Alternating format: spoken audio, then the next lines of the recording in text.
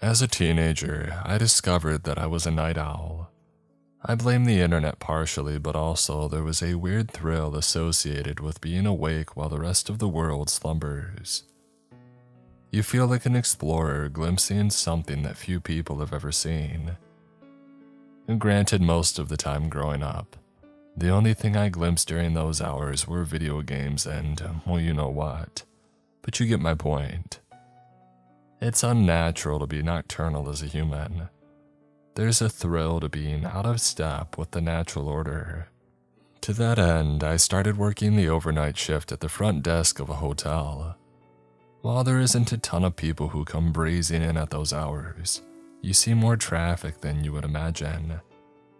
It mainly was exhausted road-tripping families looking for a place to catch some Z's before the next leg of their trip, or couples meeting up for a clandestine affair with lust clouding their eyes.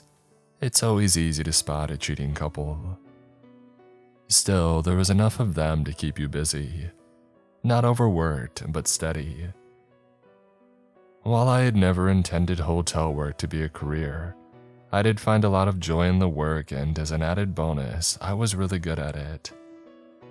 About a year into the gig, the big boss sat me down and asked what my plans were post-college.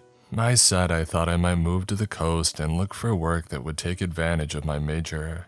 At the time it was psychology, but everything was up in the air at the moment. The big boss told me that if I wanted, there would be a night manager position opening up at a property the owner had just purchased in Cincinnati. The starting pay was great and it had tremendous benefits. And if I had a degree in hospitality management, my pay could double in the first year. I had no real love for psychology nor any real job prospects in the field at the time. Plus the idea of grad school had started to fill me with dread. I decided that I would take the plunge and go for it. I shook the big boss's hand and my new career path was set. In a year, I would be the night manager at a newly renovated hotel in a major city. I was thrilled. A year later, I packed up my stuff and I moved to Cincinnati. Built in 1922, the Pullman Hotel was a vintage building that had once been the city's crown jewel but had since fallen into disrepair.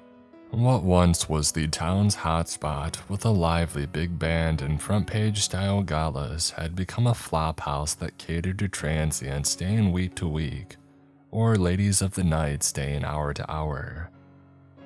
The guts of the building looked like an open sore that never totally scabbed over. But the facade on the outside could still catch you by surprise. It had that 20s Art Deco look that made even the drabbest office building stand out. Where the Pullman was located, it shined like a diamond in a pile of trash. But urban renewal was becoming all the rage and gentrification came calling. Soon all the dilapidated buildings nearby started to change owners, and construction crews shared the streets with unhoused people's tents. My new boss bought the Pullman for a song and took a buffer's rag to that dull diamond. The transformation was impressive. The Pullman looked as glamorous as the day it first opened. My boss took special care to keep the decor as accurate to the era as possible while adding modern touches. And it worked. The local press went gaga for the restoration, and soon the Pullman was filling up with travelers from all over the country. The shift in the population of the surrounding area had happened. As always, working-class people were priced out of a place that they had lived in for decades, as rich, white yuppies moved in. As if to put an exclamation point on the whole gentrification endeavor, a Starbucks opened around the corner. While the Pullman filled with new staff, there were a lot of holdovers from the previous regime. My boss thought these people knew the hotel at its worst and deserved to see it at its best. I found that touching. That was something they didn't have to do, but it engendered goodwill to the mostly new staff. The first 3 months went by smoothly. I loved the night shift and the crew was great. We all got along and kept the Pullman humming. I genuinely loved my night security crew. A few were holdovers from the other owners and we just clicked. They had hundreds of stories from their time serving at the flophouse. Some wild stuff happened in the old Pullman. Omar, the head of security, liked to talk about the guests who checked in but never checked out. It was his clever way of saying ghosts. He said the building was filled with them. A lot of people had died in the hotel during its flop days. Omar mentioned that even after 5 years on the job, he still got goosebumps while doing his nightly rounds. He was glad for these security cameras that the new owner had installed. It meant he didn't have to brush up against specters so often. I loved the stories that Omar told, but I thought that they were just that. Stories. I don't believe in anything paranormal, especially ghosts. Oftentimes, the evidence that people mentioned with ghosts were all explainable. Orbs were just dust or bugs. Dark figures were just shadows that hit the right way. Voices picked up by spirit boxes or EVP recordings were just our brains trying to make sense of some random electrical noise. Most ghostly faces were just everyday objects and tricks of the light. Face pareidolia is hardwired into our brains. We seek out faces that look like us. Ever seen a face in a piece of toast or a tree? It's your brain looking for others like you. Nothing more. But Omar was a true believer. He told me about all the times that he saw strange things in the hotel. There was the time he saw a disembodied hand open the emergency exit door on the second floor. Or the time he heard what sounded like people laughing in the empty downstairs boiler room. My favorite was the time that he was climbing down an access ladder in the basement and saw a face staring at him in the room below. Bro, I damn near crapped myself when I saw that face. I shot up that ladder faster than a rocket. As I said, Omar had a million stories about the Pullman, and he loved sharing them with us during downtimes. But while each story was different, they always started the same way. It's a cold spot. That's when you know that they're there, he'd say, shaking his head. That's when I bug out before someone shows up and haunts me forever. I told him it was probably just our ancient AC system acting up. While the old Pullman had been a ghost haven, nothing out of the ordinary had happened since the renovations. Like the transients, the spirits had seemingly moved on. Apparently, we had thrown them out with the old rotted furniture. Omar said that he was shocked things were quiet, but he didn't believe they would stay that way. Oh, they'll come back, believe that. I didn't. One of the things that I had taken to doing about halfway through my shift was to walk the hotel. For one, it was nice to leave my office and stretch out my legs. Secondly, it was good to have non-security employees walk the floors, so people know that somebody is always around if they need help. Finally, you really get to know your hotel when you walk the grounds. All the little alcoves and hiding spots. Places where you can add a vending machine or where kids would hide from security, or where you should put a camera. G.I. Joe told us, knowledge is power, and I always trusted the Joes. Last week, it seemed like the world was caving in at work. Everyone goes through those times when it feels like all you gotta do is stand up to keep going, but some pissed off god keeps sending hurricane winds to knock you back to earth. That was me last week. We had a power glitch on Monday that screwed up the air conditioner units. Some floors got blasted with AC and others got none. On Tuesday, somebody busted the lock on the side door on the ground floor, which anyone could walk into. Wednesday, our credit card system went down for a few hours and caused havoc with check-ins and check-outs. It was a mess. Ghosts are back, Omar told me on Thursday night. Not ghosts and gremlins. We're being besieged by gremlins, I said with a sigh. Nah, Gizmo was cool. This is Ghosts. And Ghost broke the lock on the door. Ghost busted the AC unit. They could have, Omar said with a shrug. Anything's possible. Well, not that, I said. Omar shrugged. Hey, until it happens to you, everybody thinks that. Honestly, man, I'd love to blame the ghosts. At least then I would have a reason why we're having this run of bad luck. Careful what you wish for, bro, Omar said. Changing gears, he gave a big smile. Hey, we're gonna go get some Taco Bell. You want anything? Aren't you supposed to be doing your rounds now? I did it earlier. I'm due for my break. You want something or nah? Of course I want something, I said with a smile. The usual? Yeah, I said, handing him over some cash. He nodded and pocketed it. The new guy Martin is watching the cameras. He'll be good for a few. Hey, I'll take your word for it. Thanks, Chief, Omar said with a fist bump. And be back in a few. He headed out and I plopped back down in my chair. I knew that I shouldn't eat anything late at night, let alone Taco Bell. But still, a spicy potato taco and a chicken quesadilla would be the calming balm that I needed to take the edge off of this crappy week. I spun in my chair trying to center myself when I heard a knock at the office door. Dang, was there no line at the bell or what? I said before looking up. It wasn't Omar, it was Gwen. She worked the front desk and was probably my most capable employee. She could run this place in my absence, and there would be no noticeable drop-off.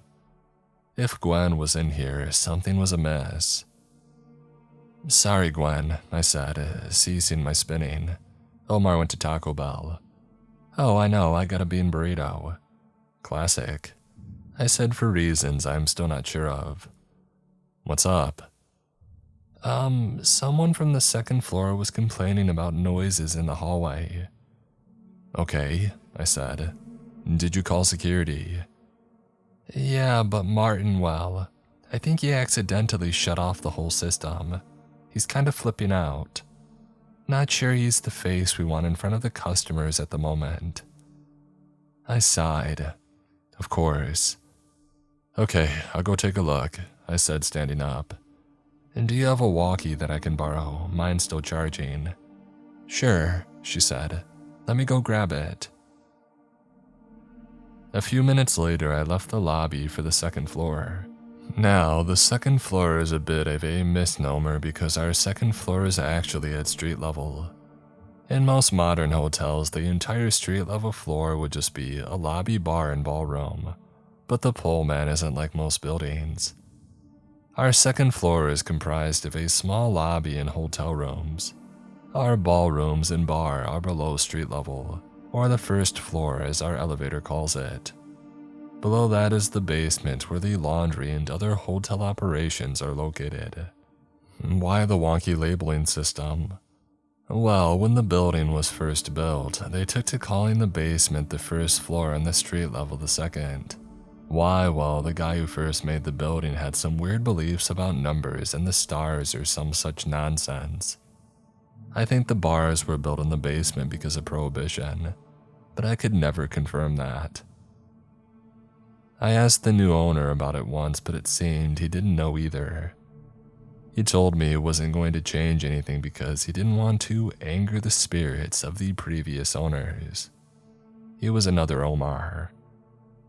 If it were up to me, hotel operations would be the sub-basement, the first floor would be the basement, and the second floor would be the main.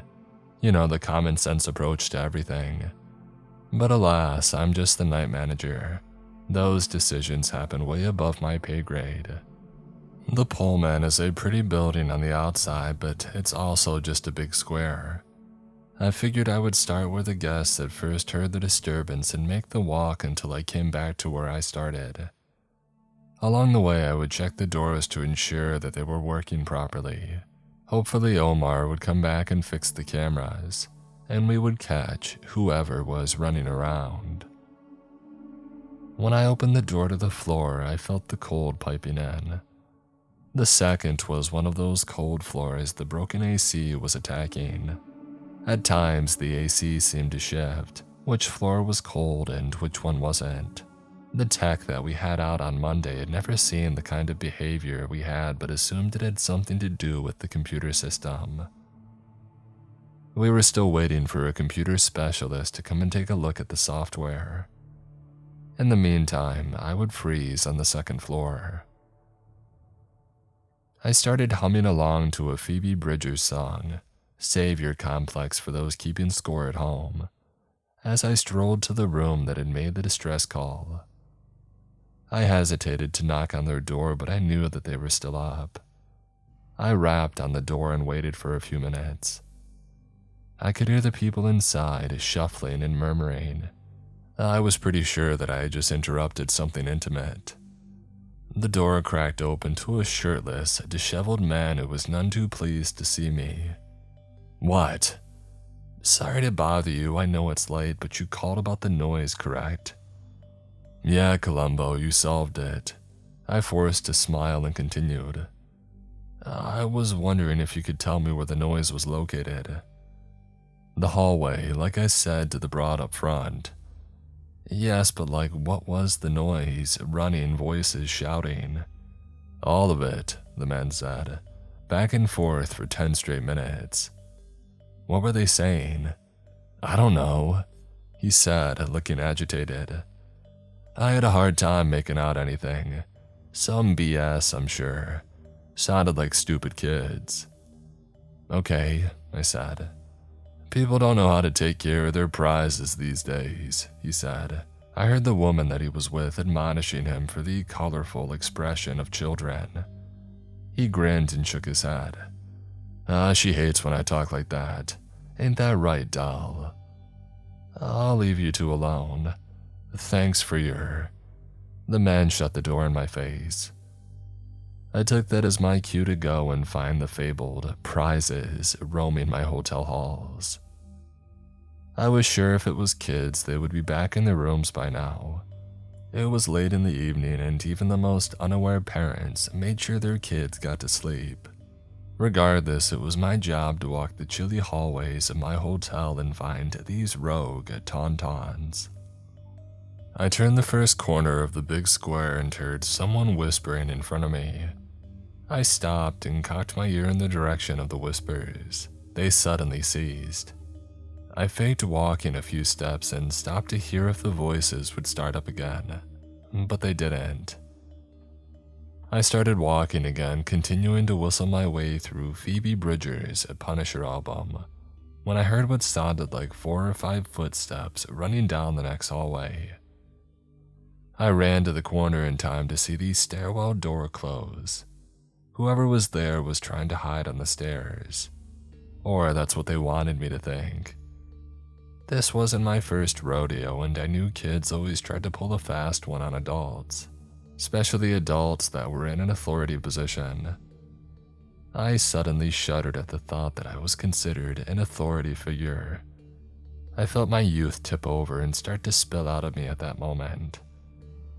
Just then, from the door at the end of the hall, I saw a figure move. Now these doors lead to the outside and are made with frosted glass, so I couldn't make out details, but I believed it was probably some of the kids trying to do an end around. The game was on. "Is Omar back?" I asked into the walkie. A static, and then I heard the unsure Martin respond. He's not. He's in the bathroom, I think." "Martin, I know he went to Taco Bell. You don't have to cover for him." "Oh," the voice came back. "Well then no, he's stuck behind a lady he thinks is ordering everything on the menu." "Great," I sighed. "Any chance those security cameras are up and working again?" After I accidentally turned them all off or whatever, I would feel better just waiting for him," Martin said. "Sorry, boss, I just don't want to make things worse." "Hey, I get it," I said. "Just let me know when Omar gets back, okay?" "Yeah, will do," he said. I looked up at the frosted door at the end of the hall and I stared it down. If they had made it outside, they could only get back in through the lobby. These doors locked behind you. I would have called Gwen to tell her, but I was holding her walkie-talkie. I was sure, though, that she would notice a gaggle of kids walking in at this hour. I glanced over at the door to the stairs. I knew that I should probably check the stairwell because there was a good chance that they had darted down the stairs to hide. I would have if I was a kid and somebody was following me. I was just about to swing open that door when I suddenly remembered another spot they might be hiding that was closer. About 10 feet from me was a small alcove where we kept the ice and vending machines. I can't tell you the number of times that I've found someone behind the machines trying to vape or get frisky during the night shift. A few times, Omar has found a former guest of the old Pullman trying to break into the vending machines. They wait by the outside doors for smokers and dash in before the door closes. There was a fairly good chance that that's where they were. However, if they were clever and their kid radar worked, they'd spot an even better place to hide. Behind the machines is a hatch for a small crawl space. It's an access spot for some AC ducts on the first floor. It was a tight fit to get in, but once you got in and down the ladder, there was a lot of room. Granted, it would be pitch black, but that would help if you were hiding. I decided to skip the stairs and head for the vending machines. I took 3 steps towards it, and when, from behind, I heard laughing coming from the stairwell, I turned and lunged at the door. I ripped it open, half expecting to see a gaggle of preteen boys. It's always boys doing this, laughing at me. But instead, I saw nothing. I checked behind the door and even under the landing on the first floor, but I didn't see hide nor hair of anyone. I was stumped. I knew that I had heard a laugh, it just didn't make any sense. I walked back into the hallway and let the heavy stairwell door slam behind me. Suck it, I said out loud. That was the trigger. I suddenly heard somebody trying to stifle a laugh, and then 2 people. And then a group of boys started laughing uncontrollably. It was from behind the vending machines, and just like I had thought.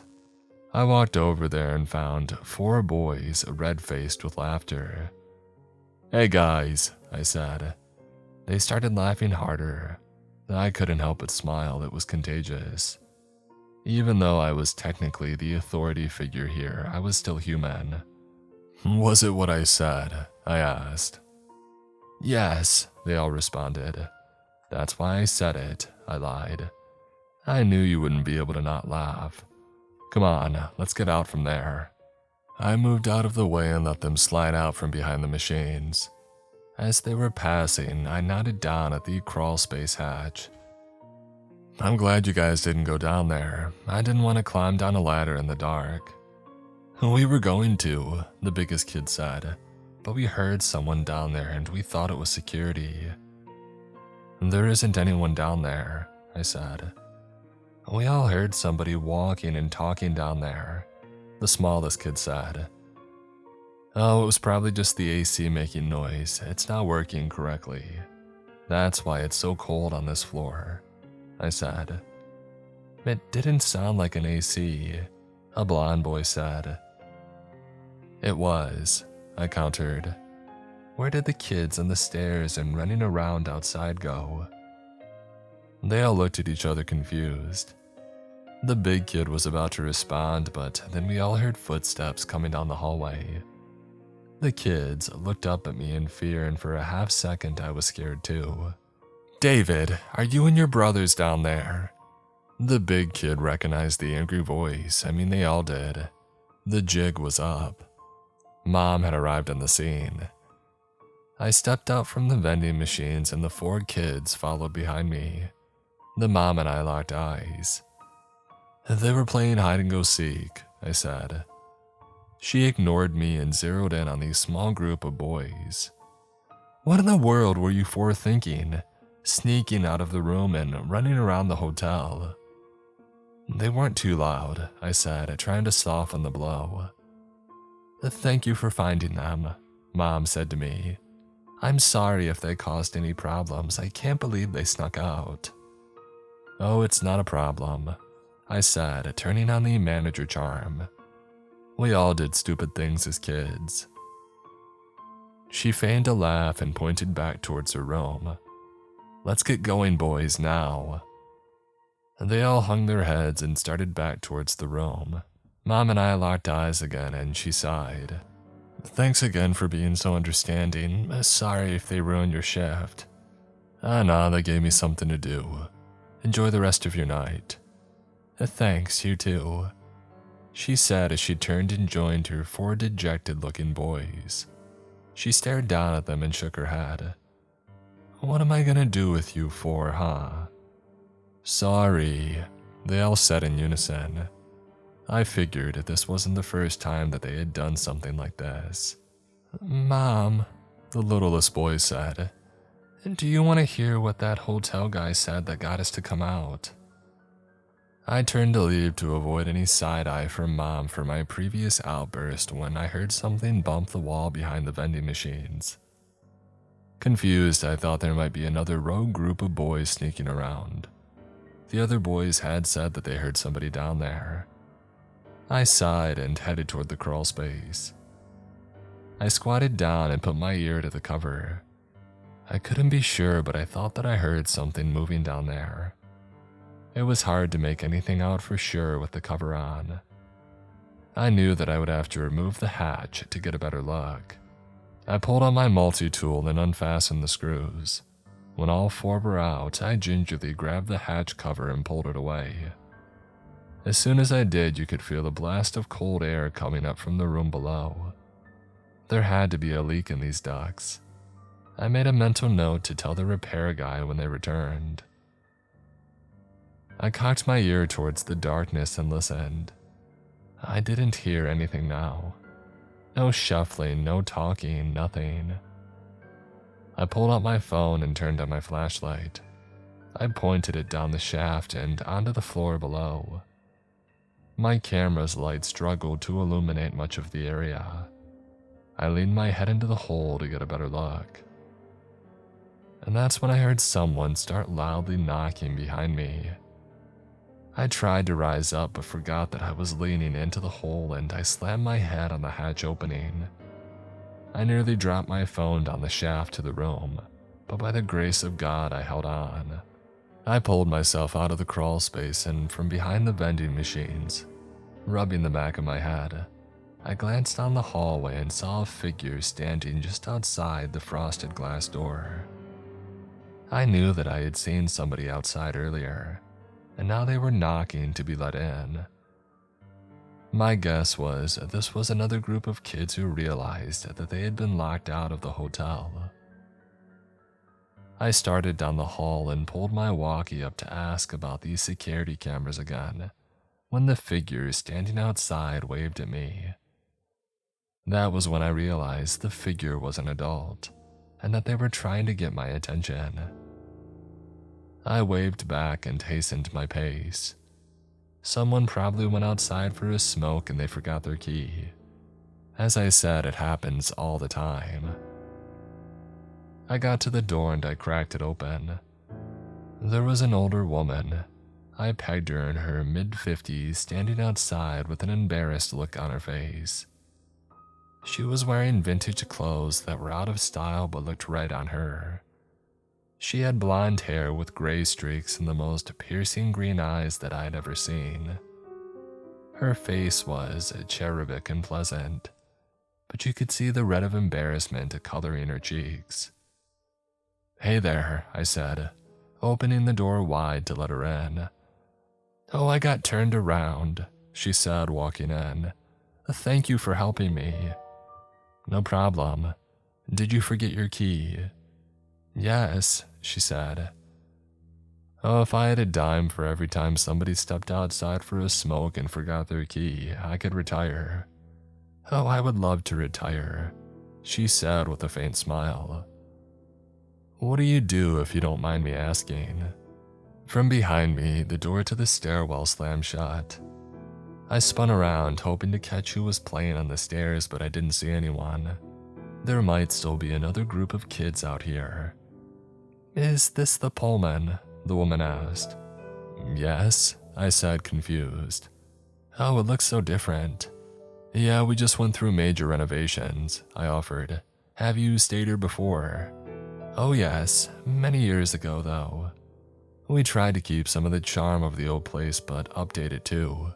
How did we do?" She didn't respond at first. I thought that maybe she hadn't heard me, but when I looked at her, she looked lost. Like I could see her eyes, but they were dulled. I wondered if she had had a mental illness and maybe was off her meds. I knew the state-run hospitals made a habit of dropping off discharged patients in this area. "Are you feeling okay?"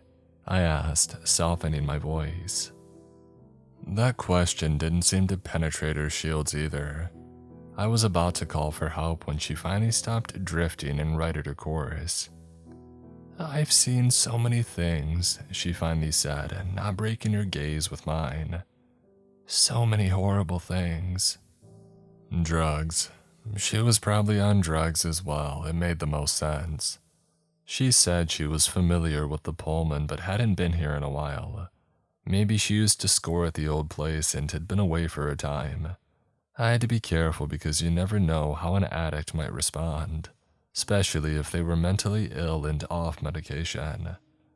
"Hopefully not here," I said in as light a tone as I could muster.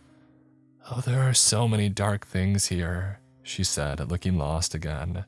"I feel drawn to them. It's why I stay here. Is there someone that I can call to help you?" She started laughing. It came on small, like a joke that took a minute to land, but then it grew into a full-on fit. She doubled over and held her stomach and laughed. I took a step back and started scanning the hallways for some help or a way out of there. And then she stopped as if somebody had flipped a switch. She looked at me and shot me a warm smile. "Is Wallace still here at this time of night?" "I don't know of any Wallace that works here," I said. "Did he used to work at the hotel when you used to come?" "He owned the place." I had known the names of the previous two owners and neither was named Wallace. I wasn't sure if anyone who had ever owned this place was named Wallace. I was sure that I was dealing with a mentally unwell person at that point, and I wanted to ensure that they got the help that they needed. I also needed to get them out of my hotel before something bad happened. And bad PR could kill a new place as quick as a bullet. "And maybe we can see if we can find him in our directory up front," I said. "Can you follow me to the lobby?" "So many people died here. Wallace hurt so many people." I didn't know what to say. While my brain searched for a response, I heard the squawk of my walkie coming to life. A familiar voice came across it. It was Omar. "Hey boss, what's going on?" I pulled up my walkie and smiled at the woman. "Give me a second," I told her before I took a few steps away, turned my back to her and pressed the button to respond. "About time you got back, Omar." "Hey, blame Taco Bell. Who are you talking to?" "Someone that may or may not be a guest in the hotel. I might need you down here to help." "Boss, what are you talking about?" "What don't you understand? You see us, right? You fixed the security cameras." "Well, yeah, but..." "So what are you confused about?" "I need help with this lady. She may be lost or..." I whispered. "Mentally ill or on drugs or something. She seems out of it and I'm afraid she might get..." Omar cut me off. "Boss, there isn't anybody there with you." The air went out of the room. I felt my skin go prickly all over. My head felt fuzzy like I was the one doing drugs. My mouth had dried in an instant and my tongue felt foreign in my mouth. "What are you?" "I was calling to ask if you were okay because you're talking to yourself." "Omar, I was talking to..." I turned back and saw an empty hallway. I glanced in both directions but didn't see a trace of the person that had been standing there. The hair on the back of my neck stood up. "Boss, are you okay?" Omar's voice sounded a million miles away. I thought I might black out. None of this made sense. My legs started to wobble, but I caught myself. I looked around again, but it was useless. I was alone in the hallway. "There are so many dark things here," I heard a disembodied voice say. It sounded like it was coming from all over. And then right next to my ear, the woman whispered, "So many people were hurt." And then I heard footsteps run down the hall away from me. Not just a pair, but what sounded like dozens. They pounded on the ground, sounding like a herd of elephants on the march. And then I heard the laughter again. I stood frozen in place, unable to process anything. I heard a room door whip open and saw the pissed off man that I spoke to earlier come bursting into the hallway. He was completely naked and it was apparent his good time had been interrupted. But now he had a look of murder in his eyes. He saw me at the other end of the hallway and yelled, "Catch these kids and keep quiet. I'm trying to ball my own lady in." Just then, he was violently pushed back into his room by some unseen force. Something cackled as the man tumbled to the ground. His door slammed shut by itself, and I was sure that he wouldn't come back out, or at all if I'm being honest. The vending machine suddenly tipped over, and it slammed into the ground with a glass shattering crunch. I saw the cover to the crawl space opening fly out and slam into the opposite wall. "Oh God," I heard Omar say, but I didn't hear anything else. I dropped the walkie and took off in a full sprint in the opposite direction. I didn't stop running until I had hit the security office. Omar was smiling as I walked in. "See, I told you," he said, pointing at the screen. "This place is haunted. You didn't believe me, but I bet you do now." I watched the footage and saw what Omar had told me about. I was standing alone in the hallway talking to no one. I felt sick to my stomach. I decided to take the rest of my shift off. I went home and stayed up for the rest of the night, afraid to fall asleep. When I felt better, I started looking into the hotel's past. Turns out the original owner of the Pullman was an eccentric named Wallace Hosea. He made his money in the whiskey trade and liked to imbibe himself. The problem was that he turned mean when he drank. When Prohibition hit, he poured his money into the hotel but never let his liquor connections go. Rumors were that he was mobbed up, and the Pullman was used as a final destination for many men and women who ran afoul with gangsters or Wallace himself. One of his alleged victims was his mistress. I saw a photo of her, and it was the woman that I spoke to that night. When I take my walks around the Pullman now, I do it when Omar does his rounds. Not that two people would be able to do anything if a ghost appeared and got violent, but we Americans love the illusion of safety. Even though my rational brain has a hard time accepting that there are ghosts in this world, I know what I went through. I saw, spoke, and interacted with a person who simply wasn't there. I think I need a raise.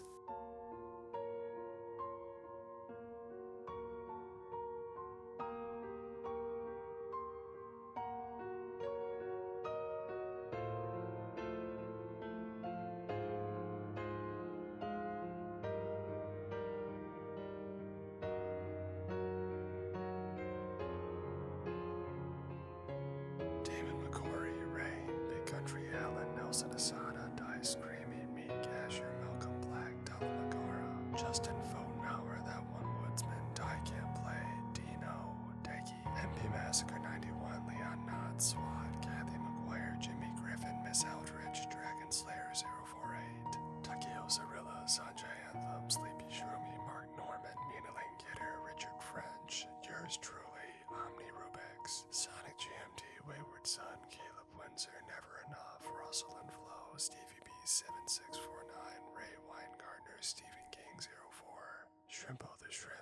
Sweet, Lone Wolf Sam, Ivory Sage, Lunas TV, I am Loki 5849, Chicago born and bred, Paige Martin, Jacob Barlett, Deuce, Chris the